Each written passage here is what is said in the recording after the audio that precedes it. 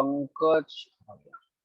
देख, तो अब प्रॉब्लम क्या है, प्रॉब्लम ये है, ध्यान से सुनना भाई समीर, तुम्हारी प्रॉब्लम है और करण की तो दूर हो ही गई, करण ने तो पूछ ही ली पहले। तो जो ये ठीक है सर। सिस्टम डॉट क्लॉक है, ये कर क्या रहा है, जैसे तुमने अपने पेज को लोड किया, ये स्क्रीन लोड हुई, ये स्क्रीन लोड हुई, मैंने क्या किया था, इसमें सिर्फ बैकग्राउंड बनाया था, सिर्फ बैकग्राउंड, इसके अलावा इसके बीच में अंदर तो कुछ लिखा नहीं है। तुमने क्या किया होगा, अपनी जो एप्लीकेशन है, तुमने अपनी एप्लीकेशन में कुछ ना कुछ और लगाया होगा। यस एक सर, मिनट है, टेक्स्ट व्यू। अरे मैं बात कर, तो तुमने उसमें अंदर टेक्स्ट व्यू वगैरह कोई चीज लगा दी होगी।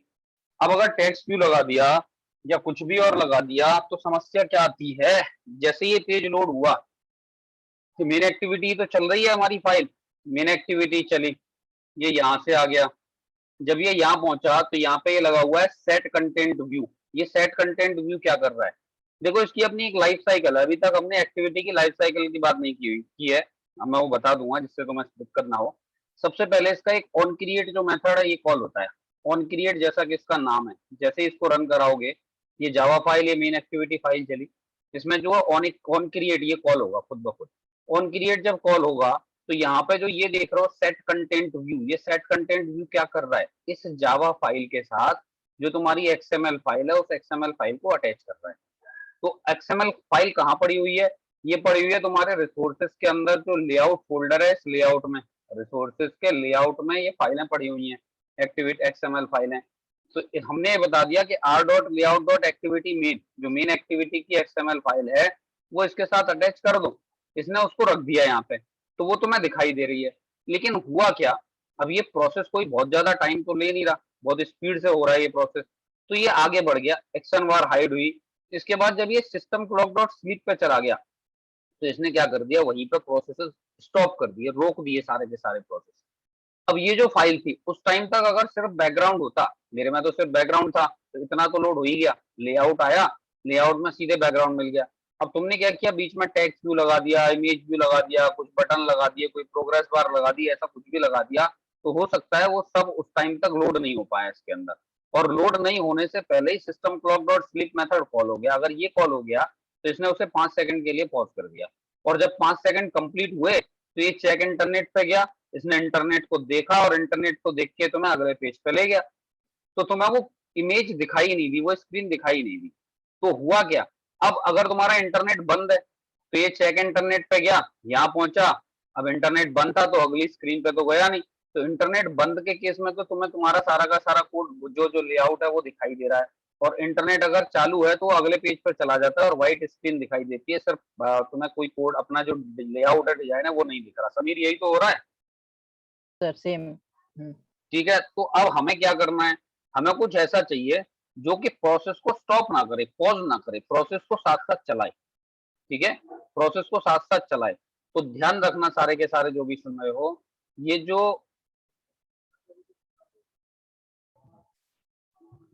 1 मिनट नेट का यूज रुको करेंगे भाई, सर। एक एक मिनट, हाँ 1 सेकंड रुको जरा, 1 सेकंड रुको, क्या हुआ क्या हुआ।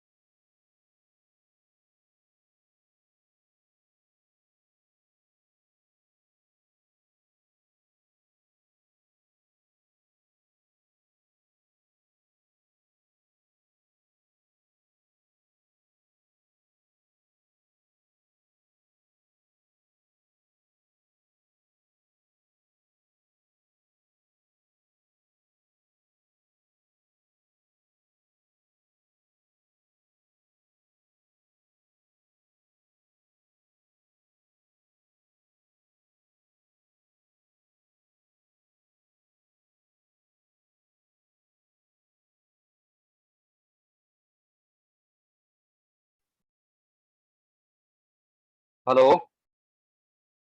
आ रही है भाई, आवाज आ रही है? Yes, sir. Yes sir, Yes. Yes sir. चलो देखो, तो यहाँ आते हैं हम। सिस्टम क्लॉक जो था इसने पॉज कर दिया। मुझे ऐसा कुछ चाहिए कि मेरी स्क्रीन जो है, मेरा जो प्रोसेसेस है, वो सारे के सारे पैरेलली चलते रहे, पॉज ना हो, सब कुछ रुके ना। तो हम क्या कर रहे हैं, हम इसे यूज नहीं कर रहे सिस्टम क्लॉक को। अगर ये दिक्कत आ रही है, देखो अगर ऐसा कुछ बनाना है कि सिर्फ एक बैकग्राउंड लगा दिया, इमेज लगा दी और कुछ ज्यादा कुछ भी नहीं है, तब तो ये तरीका ठीक है कि इसको यूज कर लोगे। लेकिन अगर आप लोगों ने कुछ एक से ज्यादा चीजें प्लस स्क्रीन पे लगा के रखी हुई हैं और स्क्रीन को पॉज करा दिया, तो फिर सिस्टम क्लॉक क्या करता है, पूरे सिस्टम की क्लॉक को रोक देता है। ठीक है, इसका मतलब सारे प्रोसेसेस रुक गए। तो अब हमें क्या करना है, हमें कुछ ऐसा चाहिए कि प्रोसेस रुके भी ना और ये जो स्प्लैश स्क्रीन है वो रुकी रहे उतने टाइम तक के लिए। तो हम इसको हटा देंगे। ठीक है, ये हटा दिया, कोड तो कल भेज ही दिया था सारा ये। और ये लगा दो, ये जो कमेंट बनाया है इसको हमने लगा दिया। तो ये क्या है, इंटीजर स्प्लैश टाइम आउट। ये हमारे सेकंड्स हैं। आपको 2 सेकंड चाहिए 2000 लिख दो, 5 सेकंड चाहिए 5000 लिख दो। अब हम क्या यूज कर रहे हैं, थ्रेडिंग।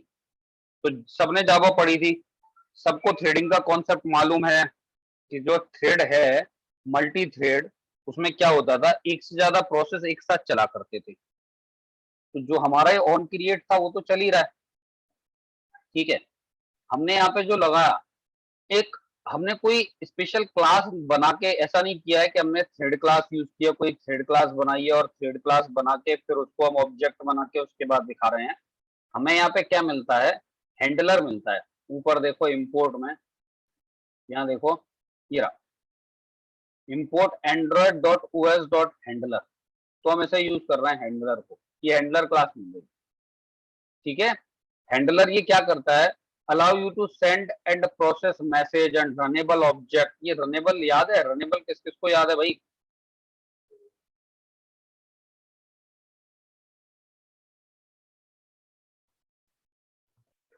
Thread में सर हाँ,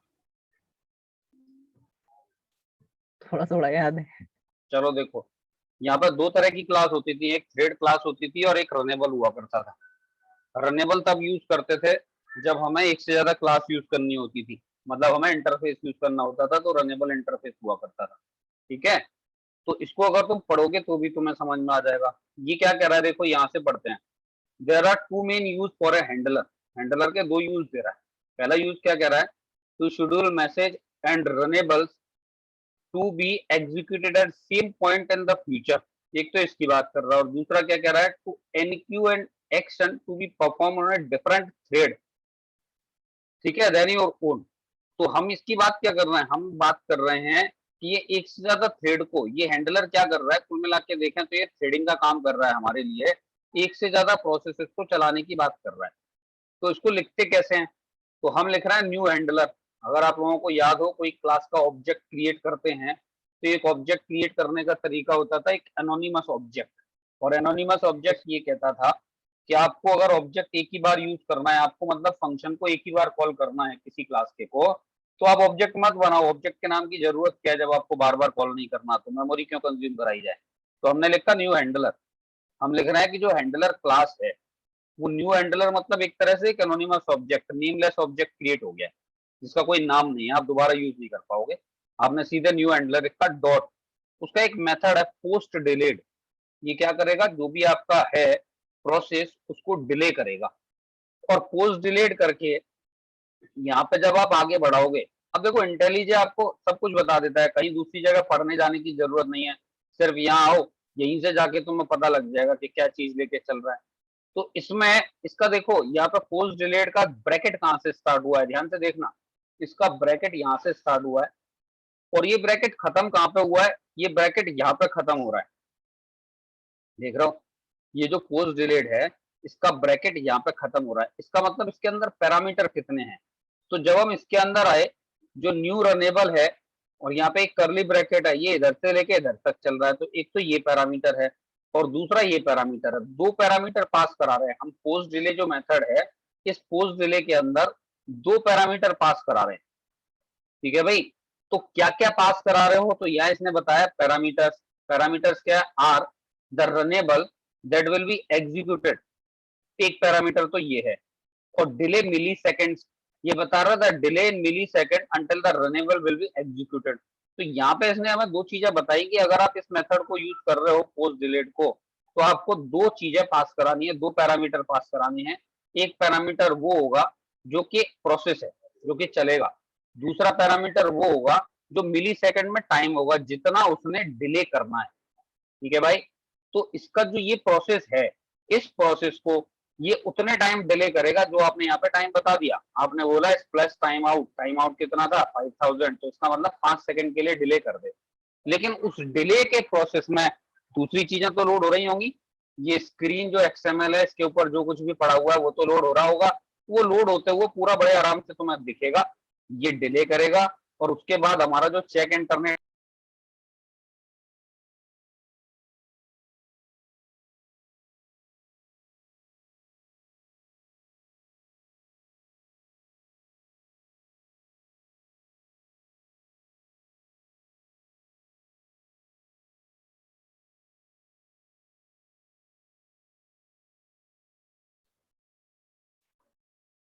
हेलो, हाँ यस सर सर, अब आ रही बात आ अब रही आ है। सर। ठीक है समीर, डाउट क्लियर हो गया? जो डाउट था या नहीं, ये बताओ। रही। यस सर, ये थ्रेड की तरह ही है कुल मिला के। ठीक है, हाँ थ्रेड की Simple है। तरह नहीं है, थ्रेड ही है। ठीक है ठीक सर। है, रनेबल से थ्रेड यूज कर रहे हैं हम। तो चलो ये बात तुम्हें समझ में आ गई, ये क्या चल रहा है। अब वो दिक्कत खत्म हो गई। अब आते हैं दूसरी स्क्रीन पे। पहले splash screen I, splash screen से हमने इंटरनेट को चेक किया, कारण हमने ये देखा था, इंटरनेट चेक किया था, इंटरनेट चल रहा है कृष्णा, इंटरनेट चल रहा है या नहीं चल रहा। तो वो ये देख रहे थे हम, हमने ये देख लिया कि इंटरनेट चालू है, तो हम इस एक्टिविटी पे चले गए दूसरी पे, और यहाँ हमने फिनिश लगा दिया जिससे कि कोई वापस ना आ पाए। ठीक है, तो वो हमने बना दिया।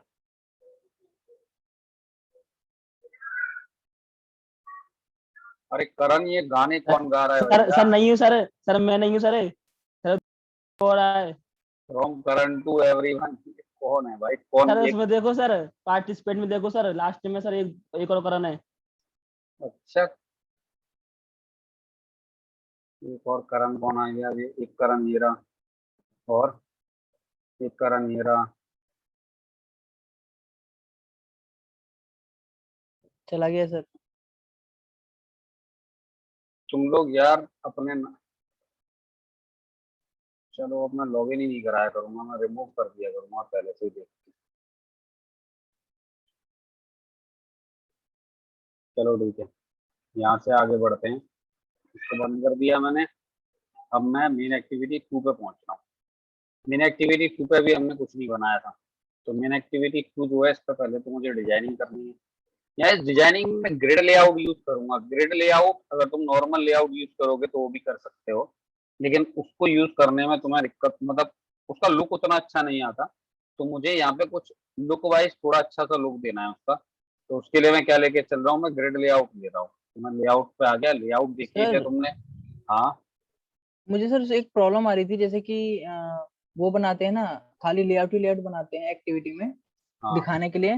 हाँ, वो बना रहा हूँ और सर इंटेंट से कॉल कर रहा हूँ तो वो आ ही नहीं रहा, वहाँ पे सजेशन नहीं दे रहा। ये तो भेजिए, देख के तभी बता सकता हूँ, ऐसे कैसे बताऊँ। ठीक है सर, ठीक। देखो भाई, हमारा जो लीनियर लेआउट, हमने जो लेआउट लगाया है, यहाँ आप लोग देखो ध्यान से। सबसे ऊपर हमने क्या लगाया, देखो अगर आपके पास ऑप्शन होते नहीं है, मोबाइल की स्क्रीन भी हो सकता है छोटी हो, जब हम यहाँ डिजाइन बनाएंगे तो उस डिजाइन के अंदर मुझे क्या चाहिए, मुझे एक तो मैं सबसे ऊपर लगा रहा हूँ स्क्रॉल व्यू, ये मैंने हटा दिया। ठीक है, मैच पेरेंट, ये ऑटो टूल्स एंड्रॉइड, ये सब तो पहले से लगा हुआ है ही। तो यहाँ देखो इस डिजाइन में सबसे ऊपर क्या लगा हुआ है, इस डिजाइन में सबसे ऊपर लगा हुआ है स्क्रॉल व्यू। ये स्क्रॉल व्यू क्या होता है? तो जो हमारा स्क्रॉल व्यू है, ये एक ऐसा व्यू होता है जिसके अंदर अगर कुछ भी चीज रख दोगे तो वो जो चीज है वो हमारा कहाँ पे दिखेगा, मतलब अगर आइटम ज्यादा है तो स्क्रॉलिंग आ जाएगी। अब इसमें स्क्रॉलिंग अपने आप, भाई स्क्रीन तो छोटी है मान लो मेरी, अब इसके अंदर मेरे जो आइटम है वो 20 है 50 है, अब नीचे तक जा रहा है, तो स्क्रॉलिंग कैसे आए?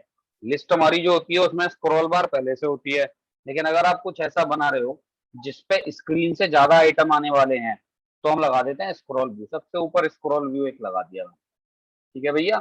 स्क्रॉल व्यू में और कुछ नहीं किया है, मैं पूरा एक साथ कॉपी पेस्ट नहीं कर रहा, एक एक पार्ट को कॉपी करके दिखा रहा हूँ जिससे तुम्हें बात समझ में आ जाए कि मैं कर क्या रहा हूँ। तो इसके बाद हम क्या कर रहे हैं, हम यहाँ पे उठा रहे हैं एक लीनियर लेआउट को।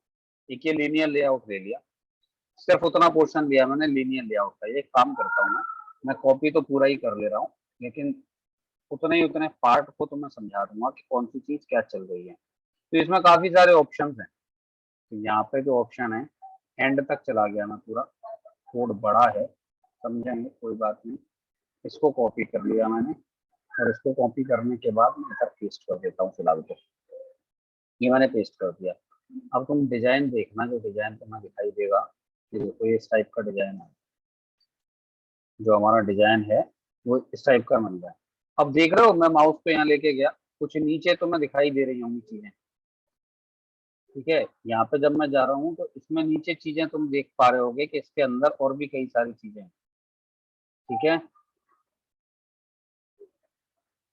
दिख रहा है सबको या नहीं दिख रहा है ये बताओ पहले। दिख रहा है सर। दिख रहा है। दिख रहा है, नीचे और भी ऑप्शन है।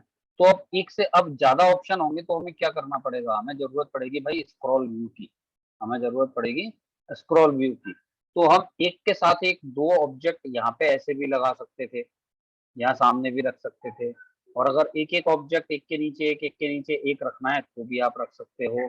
तो हमने एक एक ऑब्जेक्ट को नीचे रखा हुआ है, ठीक है, स्क्रॉल व्यू बताने के पर्पज से, इसलिए उसको नीचे कर दिया है। तो साथ में भी रखना चाहो रख सकते हो। सबसे पहले हमने क्या किया, एक रिलेटिव लेआउट लिया भाई। इस रिलेटिव लेआउट की जो ओरिएंटेशन है वो वर्टिकल कर दी है, दोनों को मैच पेरेंट करके रखा हुआ है, लीनियर। ठीक है। तो वर्टिकल कर दिया, हाँ लीनियर लेआउट, नीचे रिलेटिव है, लीनियर के बाद फिर हम रिलेटिव की बात कर रहे हैं। तो यहाँ पे इसके बाद आते हैं हम रिलेटिव पे, इसके बाद हमारा रिलेटिव लेआउट पे। रिलेटिव लेआउट, ग्रिड लेआउट, जितने भी है मैंने सब मिनिमाइज कर दिए थोड़ा। अब ये मेरा कोड है। सबसे पहले लीनियर लेआउट लिए, वो लीनियर लिया और लीनियर को बंद कर दिया। जो कुछ भी कर रहा हूँ मैं लीनियर में कर रहा हूँ, जैसे एक के नीचे एक खुद ब खुद आते जाए। पहली बात तो ये हो गई। फिर हमने क्या किया है, एक रिलेटिव लेआउट जो यूज कर रहे हैं हम, इस रिलेटिव लेआउट को देखो। इस रिलेटिव लेआउट में क्या किया है, इस रिलेटिव लेआउट में सबसे ऊपर हमने मार्जिन दिया, मार्जिन टॉप जो भी देना था पता है उन लोगों को, कई सारी चीजें इसमें पता है। Margin right left with height, इसमें कोई ऐसी चीज नहीं है जो नहीं पता हो। विद मैच पेरेंट है, हाइट रैप कंटेंट है, और मार्जिन सारे दिए हुए हैं। इसके अंदर हमने एक टेक्स्ट व्यू लिया हुआ है। अब तुम लोग जो भी सब्जेक्ट बना रहे हो, जैसे कोई सी की एप्लीकेशन बना रहा है, कोई किसी चीज की एप्लीकेशन बना रहा है, तो हमने यहाँ पे क्या किया, टेक्स्ट व्यू के अंदर आने के बाद आईडी इक्वल्स टू, एक तो इसकी आइडिया वगैरह में बदल नहीं रहा, इसलिए नहीं बदल रहा क्योंकि जो कोड है वो कोड उसी हिसाब से बना हुआ है, वरना फिर आगे जाके दिक्कत होगी। कोड में हर चीज का ध्यान रखना पड़ेगा। आप टेक्स्ट जो लिखना चाहो, मैंने ब्लू जे नोट दे दिया है टेक्स्ट इसका, और टेक्स्ट देने के साथ साथ टेक्स्ट का स्टाइल जो दिया हुआ है वो बोल्ड दिया हुआ है, लेकिन दिख तो कुछ नहीं रहा है, ब्लू जे नोट कुछ भी नहीं दिख रहा। तो हम एक चीज और लगा देते हैं, जो मैंने जहां से डाटा कॉपी किया, यहाँ से डेटा उठाया है, इसमें देखो यहाँ एक बैकग्राउंड लगा हुआ है, एक बैकग्राउंड लगा हुआ है यहाँ पे ऊपर, एंड्रॉइड बैकग्राउंड ड्रॉएबल में BCG करके एक कोई फाइल है वो लगी हुई है। हम अपने यहाँ पे एक बैकग्राउंड लगा देते हैं जिससे हमें दिखने लगे। तो ये बैकग्राउंड लगा दिया भाई। अब बैकग्राउंड की इमेज आ गई, देखो ब्लू कलर का पीछे एक बैकग्राउंड है। ये हमारी एक फाइल है, और ये फाइल हमारी यहाँ पे बनी हुई है। ये देखो सिंपल सा एक बैकग्राउंड बनाया हुआ है, एक इमेज बनाई हुई है, और इस इमेज को PNG इमेज है, ये हमने बैकग्राउंड में सेट कर दिया, और बैकग्राउंड के ऊपर ये सब आ रहा है। तो अब रिलेटिव लेआउट यूज किया, रिलेटिव लेआउट में एक टेक्स्ट व्यू लगा दिया, ब्लू जे नोट्स टेक्स्ट समझ गए होगे, ठीक है। टेक्स्ट स्टाइल बोल्ड कर रखी है, टेक्स्ट का जो लेआउट है वो सेंटर है, साइज, कलर, अलाइनमेंट, ये सब आप लोगों को पता है, तो इसमें कुछ नया नहीं था। ये लीनियर रिलेटिव लेआउट, किसी को कोई दिक्कत भाई। सबसे ऊपर टाइटल देने के लिए अलग से हमने क्या किया, एक रिलेटिव लेआउट बना दिया, और रिलेटिव लेआउट में एक टाइटल दे दिया है। ये सबको समझ में आ गया होगा, इसमें कोई दिक्कत नहीं होगी। चलो ठीक है, अब आते हैं यहाँ पे ग्रिड लेआउट पे। तो ये जो है ये हमारा ग्रिड है, ये ग्रिड लेआउट है। इस ग्रिड लेआउट में देखो हमने क्या किया हुआ है, कॉलम काउंट और रो काउंट, इसकी बात अभी नहीं कर रहे, अभी बाद में करेंगे। फिलहाल बस ये देखो कॉलम काउंट मैंने 1 किया हुआ है, अगर मैं कॉलम काउंट 2 कर दूं मान लो मैंने 2 कर दिया, तो अब आप देखो इसका जो लेआउट है वो थोड़ा बदल गया। एक ही आइटम आ रहा है, एक और आइटम साइड में चला गया। मतलब ये कितने मैक्सिमम कॉलम काउंट कितने रखने हैं उसकी बात कर रहा है। मैंने इसको एक कॉलम दे दिया तो ये पूरा एक कॉलम कंज्यूम कर रहा है। मैं इसको बाद में समझाऊं तो ज्यादा अच्छा है, कॉलम काउंट को अभी छोड़ते हैं हम लोग, ठीक है। इसमें ग्रिड लेआउट में ये जो प्रॉपर्टीज हैं, इसमें जो नई प्रॉपर्टीज हैं उनको अभी मैं छोड़ देता हूँ। अभी सिर्फ ये देखो एक ग्रिड लेआउट लगाना है तो मैं अभी ऐसे ही बना देना, बाद में सब समझा दूंगा। लेआउट की विद और हाइट, सबसे पहले तो हमने ये देख ली लेआउट की विद और हाइट कितनी है। लेआउट की विद जो है वो मैच पेरेंट है, यानी पूरे एरिया को यूज करेगा भैया।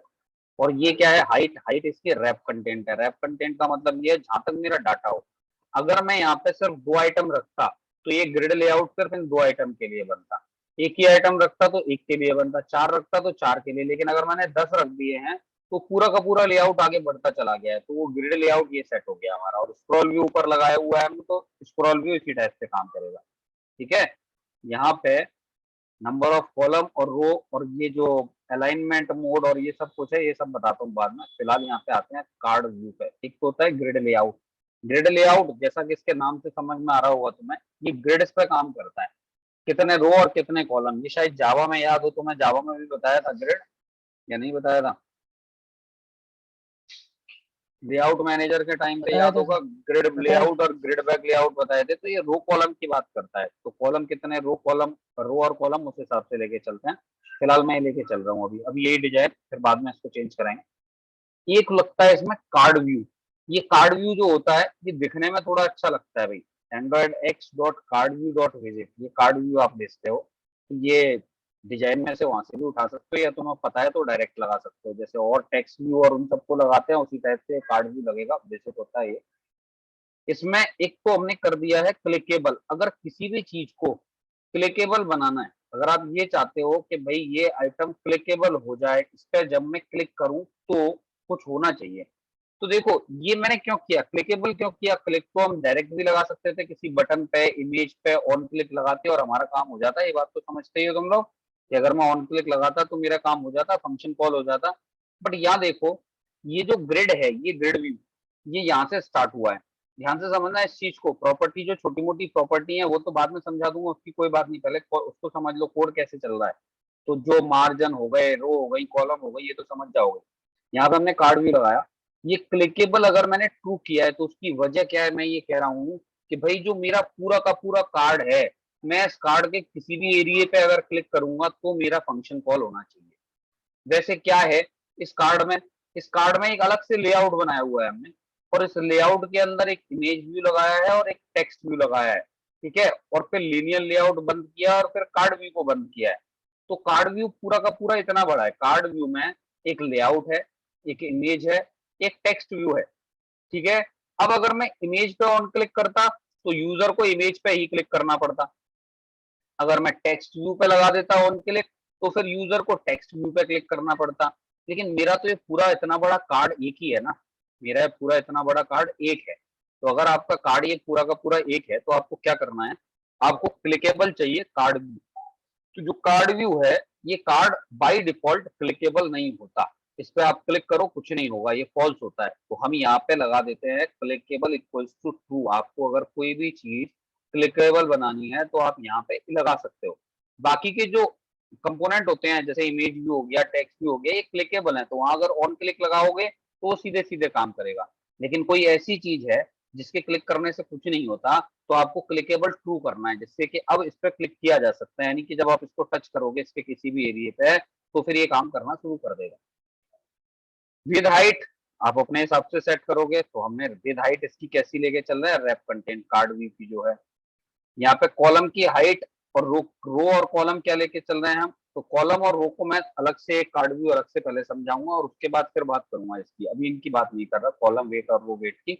वैसे ये कॉलम वेट रो वेट क्या करते हैं, ये कॉलम और रो को बराबर साइज का अरेंज करने की बात करते हैं। ये कहते हैं कि कॉलम भी बराबर साइज का और रो भी बराबर साइज का, जिससे कि सारे के सारे कंपोनेंट अगर तुमने वेब टेक्स्ट सेट कर दिए और मान लो किसी का साइज छोटा है, किसी का इमेज साइज, किसी के कंटेंट छोटे हैं, किसी के कंटेंट बड़े हैं, तो जो कॉलम वेट और रो वेट होते हैं अगर 1-1 कर देते हो तो देखो सारे के सारे बटन बराबर बराबर साइज के आएंगे। चाहे उसमें इमेज आप छोटी रखो, बड़ी रखो, कुछ भी रखो, तो वो बराबर साइज को लेके चलता है। उसके लिए आप रो वेट और कॉलम वेट सेट करते हैं। ठीक है। ये जो कार्ड का एलिवेशन है, ये एलिवेशन इसको 3D लुक देता है। जब आप इसे देखोगे थोड़ा सा उठा हुआ सा दिखाई देगा ये आप लोगों को।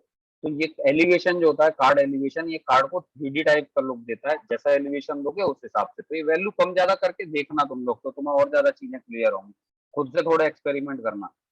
इसके अलावा जो कार्ड कॉर्नर रेडियस है, ये कॉर्नर रेडियस ये है कि जो कार्ड है मेरा, इस कार्ड का जो कॉर्नर है वो कैसा दिखेगा। तो आप देखो कार्ड आपको कुछ गोल टाइप के दिख रहे होंगे। नीचे वाले कार्ड्स को देखो, वो तो सिलेक्टेड है। नीचे वाले कार्ड को देखो, कुछ गोल दिख रहे हैं कॉर्नर। तो Yes, कॉर्नर sir. रेडियस से वो कोने जो है गोल आ रहे हैं। एलिवेशन से ये 3D लग रहा है। तो लुक अच्छा होना चाहिए तुम्हारी एप्लीकेशन का। सबसे पहली बात तो लुक की होती है। लुक अच्छा नहीं होगा तो कोई यूज नहीं करेगा। और उसके बाद Android layout margin. Layout margin जो है, ये तो मार्जिन पता ही है तुम्हें। भैया लेआउट का मार्जिन कितने पिक्सल देना है, जो देना है वो बता दो। डीपी में भी चल रहा है। और इसके बाद हमने लगा दिया ऑन क्लिक। ऑन क्लिक पे हमने एक फंक्शन बनाया हुआ है F9। अब ये F9 F1 F2 करके मैंने जब बनाई थी तो फंक्शन बना दिए थे। तो जिस फंक्शन को आप कॉल करना चाहो उस फंक्शन को आप कॉल करवा सकते हो, ये सब जानते ही हो। इसके अंदर लीनियर लेआउट बनाया। लीनियर लेआउट को भी वर्टिकल कर दिया। पैडिंग, ग्रेविटी, विद, हाइट, ये तो जानते ही हो आप लेआउट को। इसके बाद इमेज व्यू। इमेज व्यू में सोर्स हमने एक इमेज लगा दी। तो ये इंपॉर्टेंट क्वेश्चन था, तो फाइलों के नाम उसी टाइप के रख दिया करो। तो यहाँ पे IMPQUES इंपॉर्टेंट क्वेश्चन की ये फाइल है। और ये फाइल दिखा देता हूँ मैं तुम्हें। इस टाइप से एक इमेज है। तो ये जो इमेज देख रहे हो इंपॉर्टेंट क्वेश्चन वाली, ये हमारी ड्राइवर के अंदर कोर्स में इंपॉर्टेंट क्वेश्चन मिल गए हमें। विद हाइट सेट कर सकते हो। और बैकग्राउंड हमने क्या कर रखा है इसका, तो बैकग्राउंड हमने इसका व्हाइट कर दिया है। क्योंकि हमारा बाकी का जो बैकग्राउंड है, ये कार्ड का बैकग्राउंड भी व्हाइट ही चल रहा है। तो ये व्हाइट करने से क्या होगा, वो एक जैसा ही दिखेगा। वैसे तो PNG इमेज होगी, और अगर आप बैकग्राउंड नहीं भी लगाओगे तो कोई बात नहीं, चलेगा। इसके बाद देखो टेक्स्ट व्यू। ठीक है, ये टेक्स्ट व्यू देखो। अगर बैकग्राउंड नहीं लगाओगे तो कभी कभी ग्रे ग्रे सा दिखाता है। तो अगर तुम्हें ग्रे ऐसा कुछ दिखाई दे रहा हो तो बैकग्राउंड लगा देना, वरना हटा भी सकते हो। टेक्स्ट व्यू देखो। ये टेक्स्ट व्यू में हमने इंपोर्टेंट थ्योरी क्वेश्चन जो टाइटल देना था उसको वो दे दिया। बाकी इसके अलावा top, colour, size, weight, height, ये सब तुम लोगों को पता है। तो ये एक कार्ड मेरा तैयार हो गया। अब एक कार्ड बना लेना है तुम्हें, और एक कार्ड को बनाने के बाद बस उसको कॉपी पेस्ट करते चले जाना। एक कार्ड को पूरे को कॉपी पेस्ट कर दो। फंक्शनों के नाम चेंज कर दो, इमेज चेंज कर दो, टेक्स्ट चेंज कर दो, तुम्हारा ये पूरा का पूरा कार्ड लेआउट तैयार हो जाएगा। बताओ बना लोगे? कोई दिक्कत तो नहीं आएगी किसी को?